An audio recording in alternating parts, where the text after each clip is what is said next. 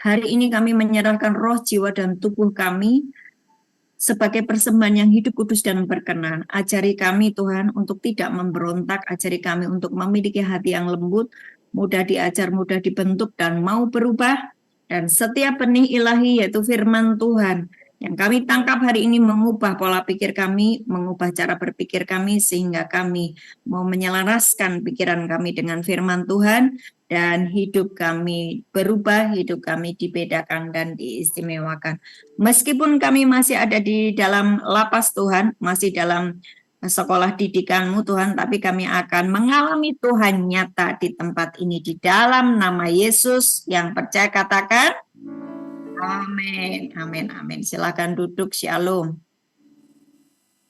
Oke, shalom permisan, shalom kembang kuning. Oke, hari ini kita akan belajar tentang di dalam Kristus, ya.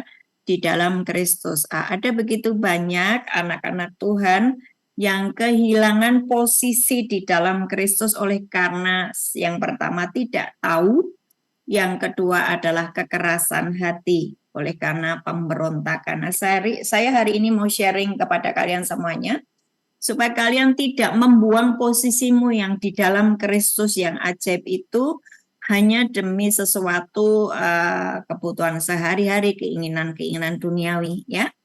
Kita akan belajar hari ini dari Efesus 1 ayat 3 sampai 14. Efesus 1 ayat 3 sampai 14. Sebelumnya buka dulu di Yohanes 5 ayat 24. Yohanes 5 ayat 24. Siapa yang pegang mic? Kiri atau Pak Ationg? Ya. Silakan. Ya. 5 ayat 24.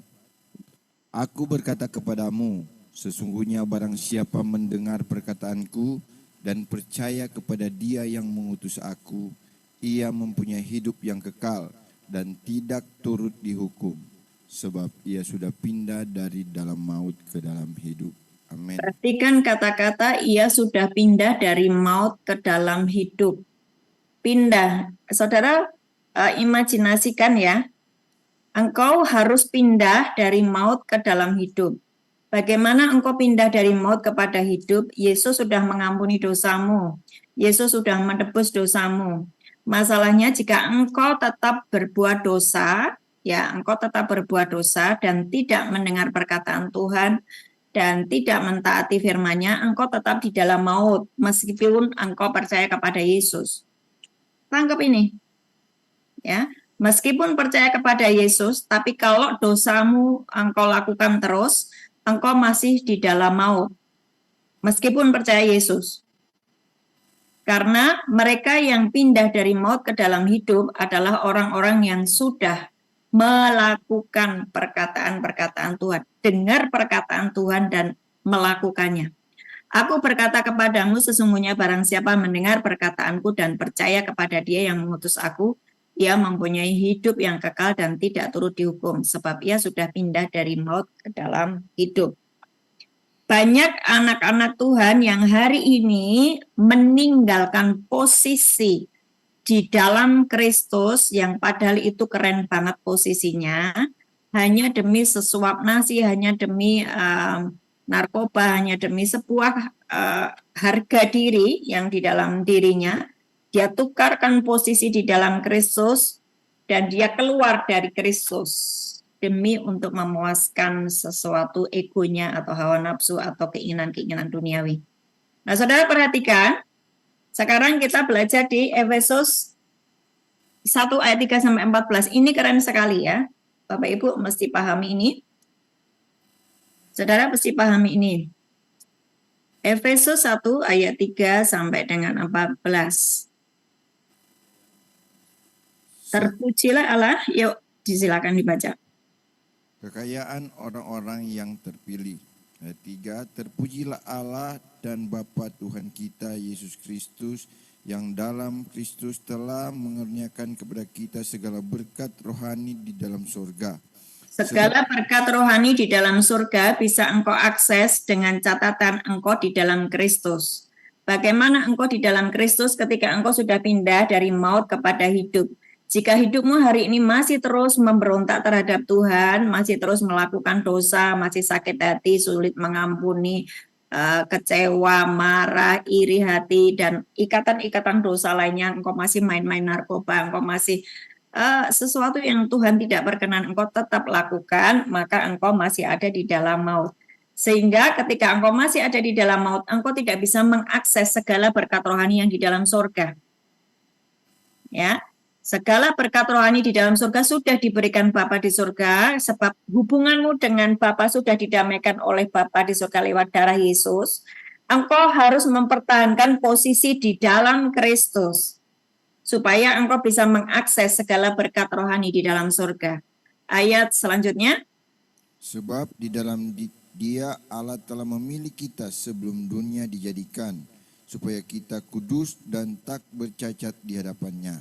Engkau menjadi kudus, engkau menjadi tidak bercacat celah, oleh karena tetap tinggal di dalam Kristus. Di dalam Kristus artinya pikiranmu diselaraskan dengan firman, hatimu taat kepada firman, engkau di dalam Kristus, engkau dikuduskan, engkau ditahirkan, engkau tidak bercacat celah. Katakan amin. Amin.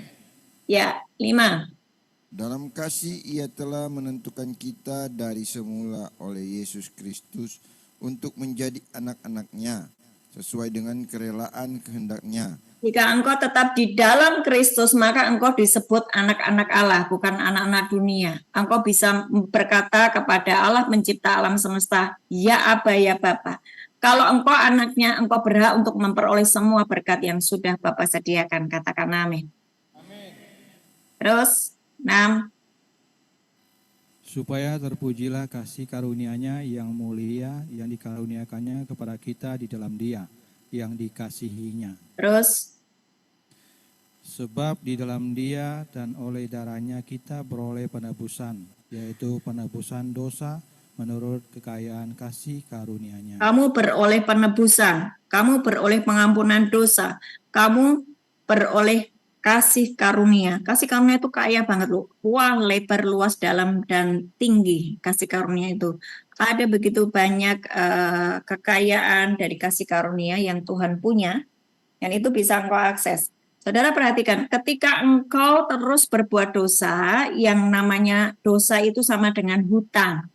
Ya, yang namanya dosa itu sama dengan hutang. Hutang dosamu sudah dibayar Yesus di atas kayu salib. Jika engkau terus hidup di dalam ketidaktaatan, keras hati, dan sulit untuk mengampuni semua firman Tuhan, engkau berontak, maka sesungguhnya masih punya surat hutang. Nah, kalau Yesus sudah mengampuni dosamu dan kita masih terus berbuat dosa, hutangmu ini ya harus dibayar. Apa? Iblis akan mendakwa terus-menerus, dan itu namanya engkau sedang keluar dari Kristus. Waktu engkau keluar dari Kristus, kehidupannya menjadi sangat kering, sangat menderita, jauh dari supernatural. Ayat 8. Yang dilimpahkannya kepada kita dalam segala hikmat dan pengertian. Terus, Sebab Ia telah menyatakan rahasia kehendak-Nya kepada kita sesuai dengan rencana kerelaannya, yaitu rencana kerelaan yang dari semula telah ditetapkannya di dalam Kristus. ya terus. Sebagai persiapan kegenapan waktu untuk mempersatukan di dalam Kristus sebagai kepala segala sesuatu, baik yang di surga maupun yang di bumi. Stop dulu. Saudara, ketika engkau mendengar firman, jangan firman itu menjadi informasi saja ya, tetapi masukkan firman ini menjadi pola pikirmu. Karena saya terus berkata dan tidak akan bosan berkata kepada kalian, pikiranmu mengendalikan hidupmu. Apapun yang kamu pikirkan itu terjadi. Oke? Jadi isilah pikiranmu dengan firman, rombak cara berpikirmu, selaraskan dengan firman. Apa yang kamu pikirkan itu terjadi. Ya, apa yang kamu pikirkan itu terjadi. Contoh ya. Contoh, hari-hari kemarin saya memikirkan Tuhan, engkau engkau harus memberkati aku berlimpah-limpah karena firman-Mu terjadi. Karena firman-Mu tuh harus terjadi. Bahwa ketika aku menyembah Yesus, maka Yohanes 10 ayat 10 terjadi bahwa Tuhan itu, iblis itu mencuri, membunuh, dan membinasakan, tetapi Yesus datang memberimu hidup yang berkelimpahan.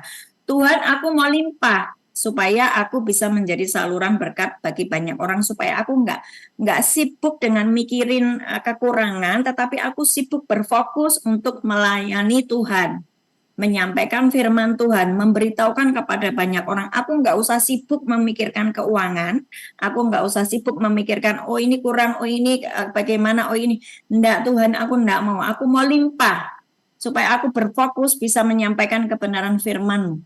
Dan ini ada di kepala saya.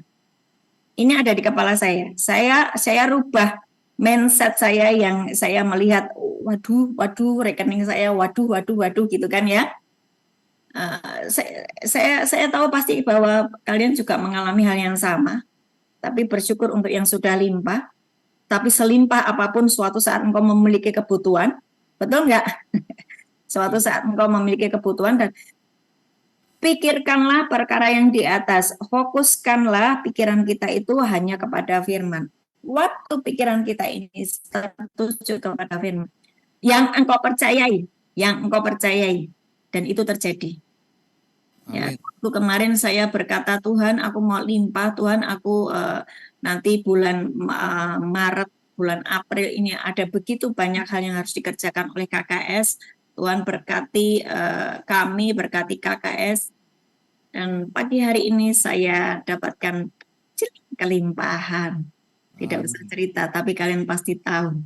Ya, ada sebuah pertolongan Tuhan, ada sebuah doa yang dijawab, dan itu terjadi karena pikiran ditujukan kepada firman. Oke? Dan ayat yang tadi, 11. ayat 11. Coba lihat lagi ayat 11 ini.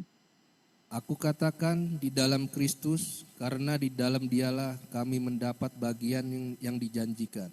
Kami yang dari semula ditentukan untuk menerima bagian itu sesuai dengan maksud Allah, yang di dalam segala sesuatu bekerja menurut keputusan kehendak-Nya. Ya, di dalam Kristus itu kan ada tanda petik ya, di dalam Kristus. Kalau yang tadi yang tidak ada jarak antara surga dan bumi, Ayat 10. ayat 10. Coba dibaca di ayat 10. Sebagai persiapan kegenapan waktu untuk mempersatukan di dalam Kristus sebagai kepala segala sesuatu, baik yang di surga maupun yang di bumi. Coba perhatikan ayat ini. Waktu kepalamu sudah diisi oleh kebenaran firman Tuhan, engkau tidak ada jarak antara Bapa dengan dirimu, antara Kristus dengan dirimu. Antara surga dengan bumi tidak ada jarak. Waktu pikiranmu diselaraskan dengan firman. Sebagai persiapan kegenapan waktu untuk mempersatukan di dalam Kristus sebagai kepala segala sesuatu, baik yang di surga maupun yang di bumi. Surga dan bumi nyatu. Waktu, isi kepalamu, isinya firman. Kristus itu kepala, kita adalah tubuhnya. Tubuh memperoleh semua yang ada di kepala. Oke, apapun yang engkau pikirkan itu akan mendatangkan berkat buat tubuhmu. Maksudnya apa? Sesuatu yang kau pikirkan itu firman. Firman itu dimensinya alam roh. Engkau pikirkan dimensi alam roh. Engkau pikirkan, engkau renungkan. Engkau sedang menciptakan yang kau pikirkan itu jadi dalam alam fisik. Dan kau nikmati di dalam tubuhmu. Haleluya. Amin. Amin. Yang belum paham, renungkan bahwa itulah agenda Bapa, mempersatukan kita semuanya dengan Bapa di surga, seperti pada waktu Adam dan Hawa belum jatuh di dalam dosa, setiap hari bersama-sama dengan Tuhan. Itulah kehidupan kita hari ini yang sudah didamaikan oleh darah Yesus. So, jangan bikin dosa lagi supaya engkau tidak keluar dari Kristus. 11. Silakan. Aku katakan, Katakan di dalam Kristus, karena di dalam Dialah kami mendapat bagian dalam dijanjikan. Kami yang dari semula ditentukan untuk menerima bagian itu sesuai dengan maksud Allah yang di dalam segala sesuatu bekerja menurut keputusan kehendak-Nya. 12. Supaya kami yang sebelumnya telah menaruh harapan pada Kristus boleh menjadi puji-pujian bagi kemuliaan-Nya. Ya, Di dalam Dia kamu juga, karena kamu telah mendengar firman kebenaran, yaitu Injil keselamatanmu. Di dalam Dia kamu juga ketika kamu percaya dimeteraikan dengan Roh Kudus yang dijanjikannya itu. ya, saudara perhatikan yang di ayat ini dulu. Untuk engkau menjadi kudus, untuk engkau menjadi anak Allah, untuk engkau bisa menerima semua yang sudah Tuhan janjikan, untuk engkau menjadi anak-anak Allah, itu adalah kehendak Bapa, ya, keinginan Bapa lewat penebusan segala dosamu lewat darah Yesus. Itu adalah kehendak Bapa, dan di dalam dirimu itu engkau mampu untuk melakukan, untuk menjadi saleh, untuk menjadi kudus, itu bukan kekuatanmu, tetapi ada Roh Kudus yang diam di dalam. Tetapi seringkali Roh Kudus di dalam dirimu tuh engkau padamkan, engkau dukakan, itu yang jadi masalah. Ya, kapan engkau mendukakan Roh Kudus, kapan engkau memadamkan api Roh Kudus adalah ketika engkau tidak lagi suka membaca Alkitab, engkau tidak lagi suka menyanyi, engkau tidak lagi suka menyembah, engkau tidak lagi suka berdoa, engkau sedang memadamkan Roh Kudus di dalam dirimu, sedang mendukakan Roh Kudus. Nah, dampak dari mendukakan dan memadamkan api Roh Kudus ujung-ujungnya adalah murtad, ya. Murtad. Nah, murtad itu artinya engkau melepaskan Roh Kudus, engkau tidak butuh Roh Kudus, engkau tidak butuh penolong. Nah, artinya orang-orang yang seperti itu tidak butuh diselamatkan. Nah, ini berbahaya sekali. Jadi hari ini ketika engkau mulai malas baca Alkitab, mulai malas berdoa, mulai malas berkata-kata firman Tuhan, ada yang salah di dalam dirimu, engkau sedang keluar dari Kristus, dari posisi yang sangat penting. Di dalam Kristus itu posisi yang sangat penting dan sangat keren. Ya, nanti saya akan kasih lihat apa sih kekerenannya dan kehebatannya tinggal di dalam Kristus.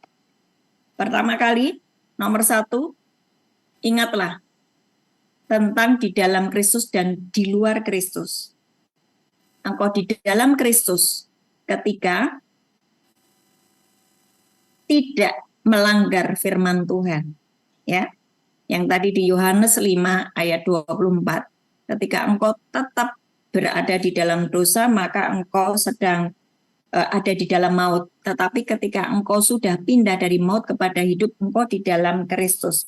Waktu engkau di dalam Kristus, engkau menjadi anak Allah, engkau powerful, engkau memiliki semua berkat-berkat itu, bisa memperoleh semua berkat itu. Antara engkau dengan Bapamu di surga tidak ada jarak, antara bumi dengan surga tidak ada jarak.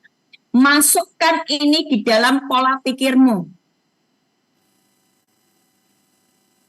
Merubah mindsetmu bahwa masalahmu lebih besar daripada Tuhanmu, itu kau harus habisi. Pola pikirmu yang berkata masalahku lebih besar, no.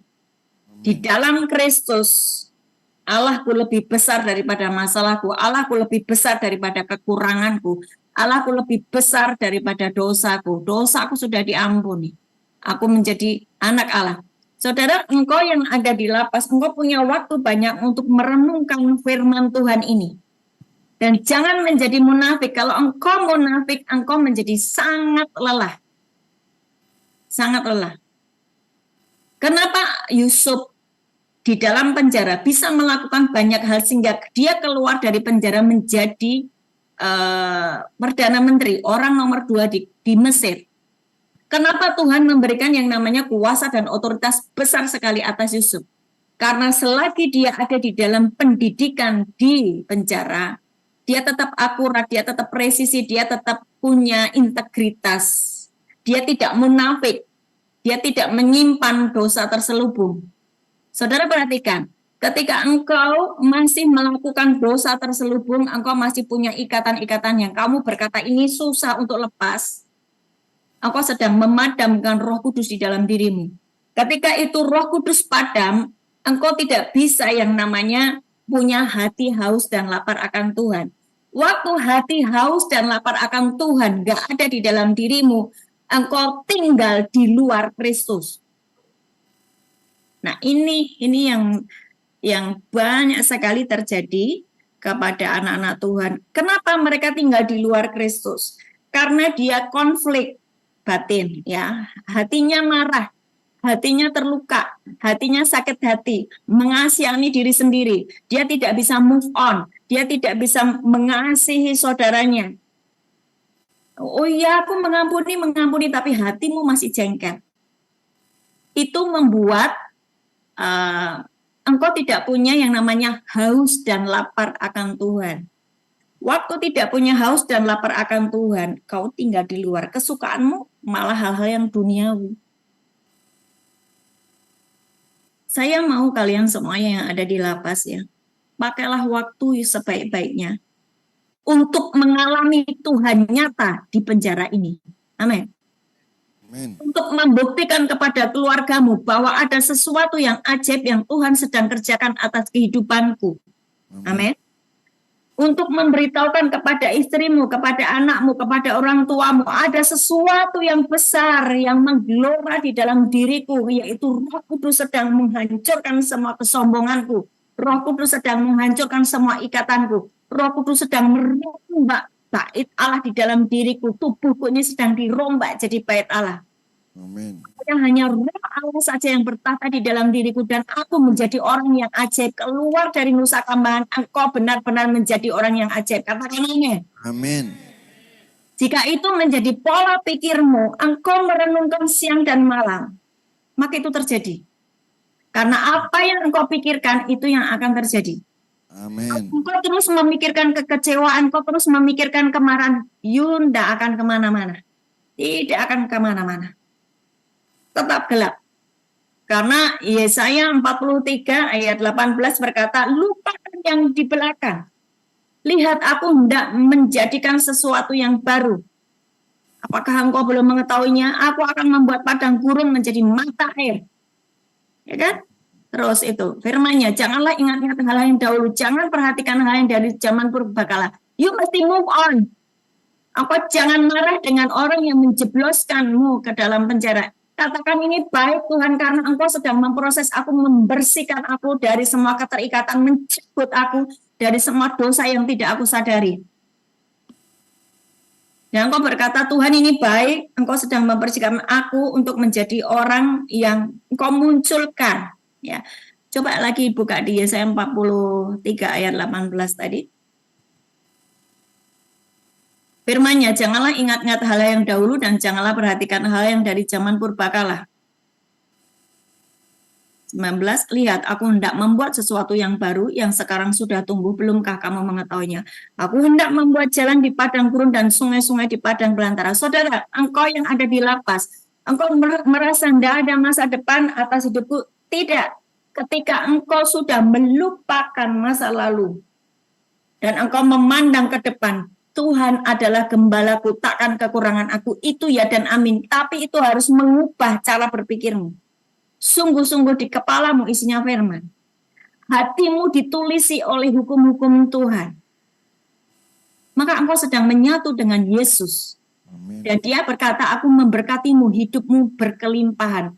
Iblis mencuri, membunuh, membinasakan, aku datang untuk memberimu hidup. Hidup yang berkelimpahan itu terjadi waktu hatimu dan pikiranmu ditulisi oleh hukum-hukum Tuhan.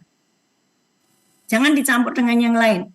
Kalau dicampur dengan informasi-informasi yang lain, engkau jadi punya dua pertimbangan, punya dua kebenaran. Dan itu membuat engkau bimbang. Waktu engkau bimbang, engkau tidak akan dapatkan apa-apa. Kitab Yakobus 1 berkata sedemikian. Orang yang bimbang tidak akan mendapatkan apa-apa. Bagaimana orang bimbang? Karena ketika ketemu masalah, matanya, pikirannya, hatinya tertuju pada masalah.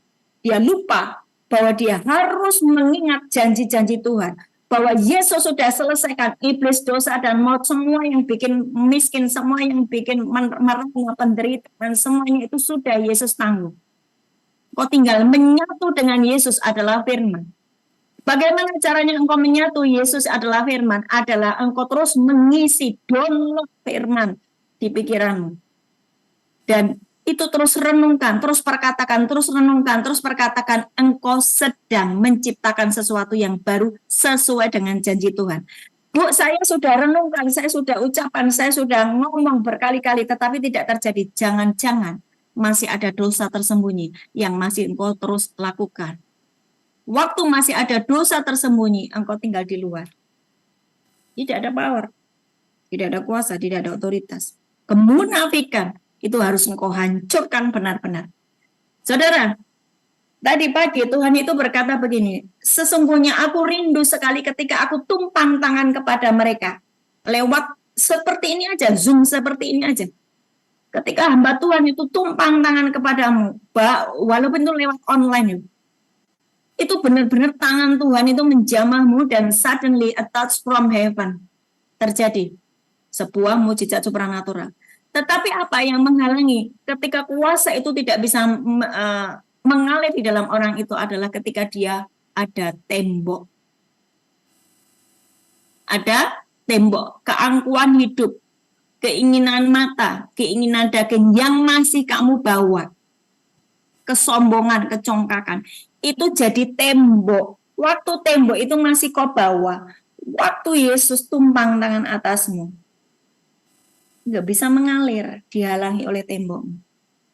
Bu, bukankah Allah Maha Kuasa, tinggal dihancurkan aja? Tuhan tidak pernah memaksa. Itu harus dari dalam dirimu berkata, hancurkan, aku hancurkan tembok-tembok keangkuhanku, aku hancurkan ikatan-ikatan di dalam diriku. Aku mempersembahkan tubuh, jiwa, dan rohku sebagai persembahan yang hidup dan kudus berkenan kepada Allah. Saudara, engkau masih dosa atau engkau sudah mulai meninggalkan dosa itu hanya engkau dan Tuhan yang tahu. Temanmu mungkin nggak tahu. Tapi ketika masih ada sesuatu yang kau sembunyikan, itu menghalangi berkat Tuhan untuk turun.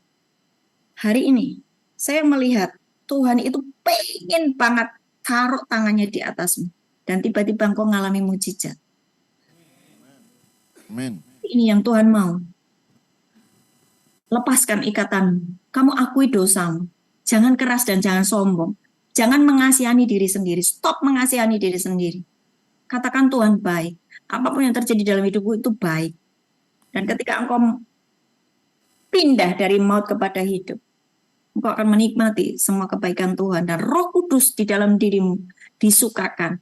Dan dia akan terus mendengarkan apa yang menjadi syafaat Yesus atas hidupmu. Dan dia dengar, Roh Kudus dengar, Yesus sedang mendoakanmu, dan itu terjadi di dalam hidupmu. Ada koneksi, ada bersaut-sautan antara Roh Kudus yang di dalammu dan syafaat yang dari Yesus setiap hari kepada Bapa di surga. Wah, itu sesuatu yang keren sekali. Kalau engkau belum paham, tangkap itu di dalam rohmu, meteraikan itu, ingat-ingat itu, dan itu ya dan amin. Efesus 1 ayat 14. Efesus 1 ayat 14. Efesus 1 ayat 14. Dan Roh Kudus itu adalah jaminan bagian kita sampai kita memperoleh seluruhnya, yaitu penebusan yang menjadikan kita milik Allah untuk memuji kemuliaannya. Amin. Ya, ingat ya, Roh Kudus itu meterai bahwa kamu miliknya Allah selama. Jangan dukakan Roh Kudus, jangan padamkan api. Bagaimana supaya api di dalam Roh Kudus di dalam dirimu tidak padam? Engkau rajin baca Alkitab, engkau rajin memuji menyembah Tuhan, engkau rajin puasa, engkau rajin doa. Itu membuat api di dalam dirimu menyala-nyala. Nah, perhatikan Kolose 3 ayat 1 sampai 3. Kolose 3 ayat 1 sampai 3. Karena itu kalau kamu dibangkitkan bersama dengan Kristus, carilah perkara yang di atas di mana Kristus ada duduk di sebelah kanan Allah. 2, pikirkanlah perkara yang di atas bukan yang di bumi. Sebab kamu telah mati dan hidupmu tersembunyi bersama dengan Kristus di dalam Allah. Atrik bisa share yang The Message ya, terjemahan dari The Message. Bisa bacakan?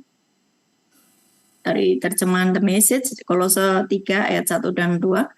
Jadi jika kamu serius ingin menjalani hidup kebangkitan yang baru bersama Kristus, bertindaklah sesuai dengan itu. Kejarlah hal-hal yang dikuasai oleh Kristus. Jangan berjalan dengan lesu, mata tertunduk, terpaku pada hal-hal yang ada di depanmu. Sudah perhatikan ayat ini. Ada begitu banyak anak Tuhan hanya percaya Yesus dan nanti mati masuk surga. Mereka hanya percaya, oh Yesus disalib, oh Yesus mati, oh Yesus bangkit. Selesai. Nanti kalau aku percaya sama Yesus, aku mati masuk surga. Itu selesai. Banyak orang yang pemahamannya hanya seperti itu. Tapi engkau yang ada di sini, pemahamanmu harus lebih lagi kepada apa? Kebangkitan, kuasa kebangkitan Kristus. Di mana Kristus sekarang duduk di sebelah kanan Bapa. Ada apa dengan Yesus duduk di sebelah kanan Bapa? Di sana segala kuasa dan otoritas ada, baik di bumi, baik di surga. Dan di sana posisimu karena engkau adalah tubuh Kristus. Katakan amin. Yes, kamu jemaat, kita semua jemaat adalah tubuh Kristus. Kalau Kristus sekarang adalah duduk di sebelah kanan Bapa, berarti posisimu sekarang di sebelah kanan Bapa. Bu, bagaimana aku tuh masih di lapas, posisiku apa? Duduk di sebelah kanan Bapa. Iya, kalau engkau percaya. Kalau kamu punya iman. Iman itu yang menentukan posisimu. Nah, saudara perhatikan, ketika engkau mengalami masalah, jangan tertunduk, terpaku pada hal-hal yang ada di depanmu. Ayat ini ngomong gitu ya. Jangan berjalan dengan lesu, mata tertunduk, terpaku pada hal-hal yang ada di depanmu. Apa? Kekuranganmu, masalahmu, sakit penyakitmu. Ya, jangan tertunduk pada situ, tetapi arahkanlah pikiranmu ke atas, di mana Yesus duduk di sebelah kanan Bapa. Pandanglah ke atas. Waspadalah terhadap apa yang terjadi di sekitar Kristus. What? Di sekitar Kristus ada apa?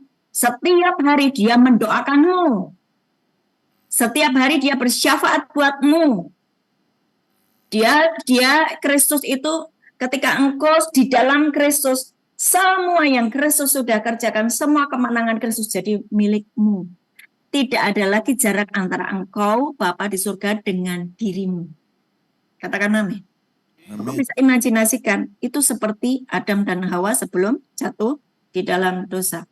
Pandanglah ke atas, waspadalah terhadap apa yang terjadi di sekitar Kristus. Disitulah letak keseruannya, lihatlah segala sesuatu dari sudut pandangnya. Saudara, engkau hari ini harus mengubah cara berpikirmu, paradigmamu, selaraskan dengan sudut pandangnya Tuhan. Bagaimana Tuhan memandangmu. Bagaimana Tuhan memandangku? 1 Korintus 1 ayat 30. Bagaimana Bapa memandang saya? 1 Korintus 1 ayat 30. 1 Korintus 1 ayat 30. Tetapi oleh dia kamu berada dalam Kristus Yesus yang oleh Allah telah menjadi hikmat bagi kita. Ia membenarkan dan menguduskan dan menebus kita. Lihat ayat ini. Tetapi oleh dia, oleh Bapa, kamu berada di dalam Kristus Yesus, yang oleh Allah, oleh karena kehendak Allah sendiri, telah menjadi hikmat bagi kita. Ia membenarkan dan menguduskan dan menebus kita. Sejak engkau percaya Yesus, sejak engkau terima dia sebagai Tuhan dan Juru Selamat, Bapa menginginkan kamu di dalam Kristus. Sehingga Efesus 1 ayat 3 sampai 14 itu menjadi bagian hidupmu. Katakan amin. Amin. Itu kehendak Bapa loh. Dari terjemahan yang lain ada ya trik. Versi mudah dibaca. Allah lah yang menjadikan kamu bagian dari Kristus Yesus. Lebih jelas toh? Kristus telah menjadi hikmat bagi kita oleh Allah. Kristuslah yang membuat kita benar di hadapan Allah dan menyucikan kita serta membebaskan kita dari dosa. Saudara, posisimu di dalam Kristus itu keren sekali. Jangan kamu kehilangan posisimu itu gara-gara ketidaktaatan, gara-gara ikatanmu dengan dosa, gara-gara kesombonganmu, gara-gara cintamu akan uang, gara-gara kamu melanggar kekudusan. Ada banyak orang yang kehilangan posisi di dalam Kristus, posisi yang Tuhan sebetulnya sudah taruh, itu keren sekali. Contohnya di dalam Alkitab, siapa? Saul. Dia kehilangan posisi karena ketidaktaatan. Yudas Iskariot, dia kehilangan posisi sebagai rasul, sebagai murid yang dekat dengan Yesus. Dia kehilangan semuanya karena cinta akan uang. Siapa lagi? Simson, dia kehilangan posisi sebagai hakim. Padahal Tuhan yang mengurapi dia. Demi apa? Karena apa? Karena dia lebih memikirkan hawa nafsunya, ya, kelemahan tubuhnya. Siapa lagi? Raja Uzia, sombong. 2 Tawari 26 ya. Sombong dan masuk bait Allah untuk membakar ukupan. Dia ditimpa kusta dan kehilangan posisi. Saudara, tinggal di dalam Kristus itu keren sekali. Dan hari ini, posisimu di dalam Kristus, jika engkau sudah pindah dari maut kepada hidup. Bagaimana engkau pindah dari maut kepada hidup? Ketika engkau sudah selesai dengan dirimu sendiri, selesai dengan dosamu, dengan kemunafikanmu, dengan ikatan dosamu. Selesai. Engkau masuk di dalam Kristus. Bu, bagaimana jika hukumanku seumur hidup? Tuhan ahlinya merekayasa hidupmu. Amin. Dia punya banyak agenda yang harus terjadi atas hidupmu. Kalau dia punya agenda atas hidupmu, tidak ada yang bisa menghalanginya. Seumur hidup tiba-tiba besok keluar. Bisa enggak? Bagi orang yang percaya, tidak ada yang mustahil. Masalahnya sekarang, hatimu ini harus kamu luruskan. Jangan bengkok. Jangan pahit. You mesti menjadi satu hati dengan hati Tuhan. Ingat yuk. Yehezkiel 36 ayat 26 dan 27 itu menjadi bagian hidupmu. Itu sama dengan Efesus 4 ayat 17 sampai dengan 33 itu sama, ya. Yehezkiel 36 ayat 26 sampai 27, Tuhan akan memberikan kepadamu hati yang baru, roh yang baru. Tuhan akan memberikan kepadamu hati yang taat. Tuhan akan menjauhkan hatimu yang keras itu dijauhkan daripadamu. Engkau diberi hati yang taat. Itu menjadi doa, menjadi keinginan. 27, Rohku akan kuberikan diam di dalam batinmu, dan aku akan membuat kamu hidup menurut segala ketetapanmu. Bagaimana ini terjadi? Ketika engkau mengakses firman Tuhan di dalam pikiranmu dan dalam hatimu. Batinmu itu isinya firman Tuhan. Maka kamu akan hidup menurut ketetapanku dan berpegang pada peraturanku dan melakukannya. Itu sama dengan Efesus 4. Ayat 25, 26 dulu ya. Efesus 4 coba, Efesus 4. Kamu sudah menjadi manusia baru, engkau harus menanggalkan manusia lamamu, ya kan? Tanggalkan manusia lamamu, jangan hidup lagi seperti orang-orang yang masih membawa, ya nih, 22, yaitu bahwa kamu berhubung dengan kehidupan kamu yang dahulu harus menanggalkan manusia lama, yang menemui kebinasaannya, maut tadi loh. Kalau masih ada dosa yang kamu simpan, upah dosa adalah maut. Sementara hutang dosamu sudah ditanggung Yesus di atas kayu salib. Kamu harus menanggalkan manusia lama yang menemui kebinasaannya oleh nafsunya yang menyesatkan. 23,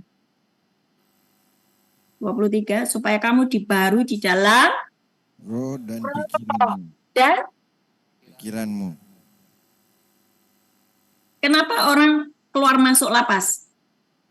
Karena Pikirannya tidak dirubah. berubah. Akal budinya tidak dibaharui. Harusnya pikirannya ditulis apa? Firman Tuhan. Kalau pikirannya isinya firman Tuhan, hidupnya pasti berubah. 24. Dan mengenakan manusia baru yang telah diciptakan menurut kehendak Allah di dalam kebenaran dan kekudusan yang sesungguhnya itu. Dia tinggal di dalam Kristus. Terus 25. Karena itu buanglah dusta, berkatalah benar seorang kepada yang lain, karena kita adalah sesama anggota. 26. Apabila kamu menjadi marah, nih perhatikan. Kenapa yang dibahas marah? Karena kamu tuh gampang marah.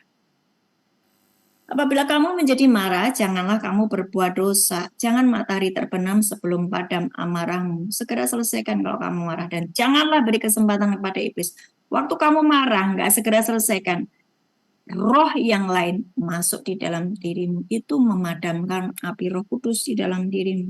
28.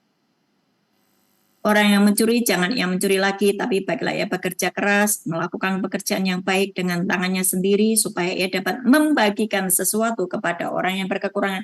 Ada progres hidupnya. Waktu pikiran dan rohnya dirubah, dibersihkan.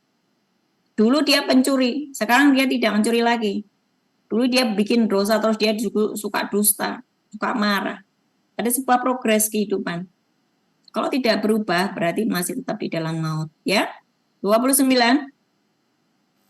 Janganlah ada perkataan kotor keluar dari mulutmu, tetapi pakailah perkataan yang baik untuk membangun di mana perlu, supaya mereka yang mendengarnya beroleh kasih karunia. Saya tiba-tiba Roh Kudus suruh nanyain kepada kalian semuanya. Coba tanyain. Kira-kira ya, yang sudah berdiri di mimbar, masih enggak mereka punya dosa yang tersembunyi? Apakah mereka masih punya dosa tersembunyi? Apakah mungkin bisa orang itu masih punya dosa tersembunyi? Bisa. Bisa.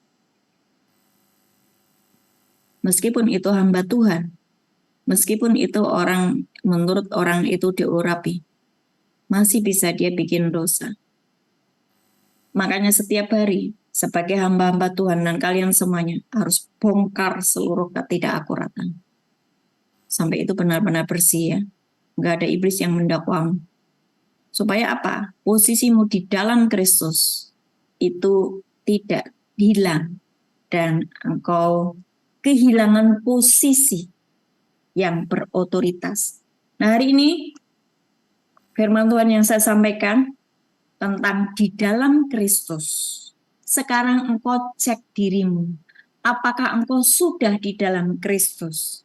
Cirinya engkau di dalam Kristus adalah ada sukacita, ada damai sejahtera, ada hidup di dalam kebenaran.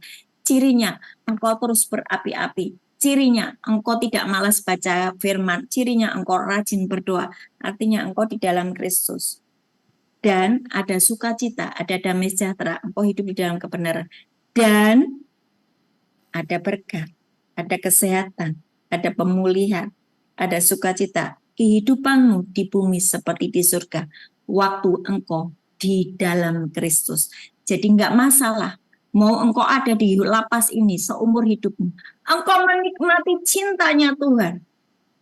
Dia selalu tertawa denganmu. Dia berbicara denganmu. Dan engkau merasa walaupun itu di lapas, walaupun engkau itu ada di tahanan Nusa Kambangan, tapi karena Tuhan hadir, realita Tuhan hadir bersamamu, engkau menjadi tenang saja karena dia ada bersamamu. Amin. Amin. Tuhan Yesus memberkati. Kasih tepuk tangan yang meriah buat Tuhan Yesus dan keberadaanmu yang dahsyat di hadapan Tuhan.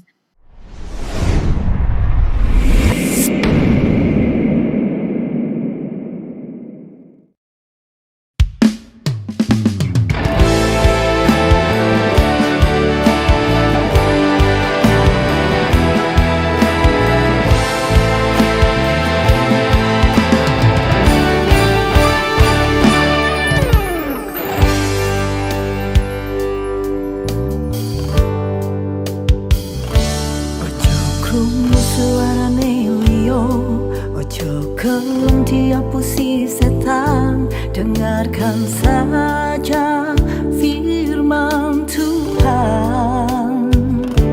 Ojo krungu suarane liya, ojo gelem diapusi setan. Dengarkan saja firman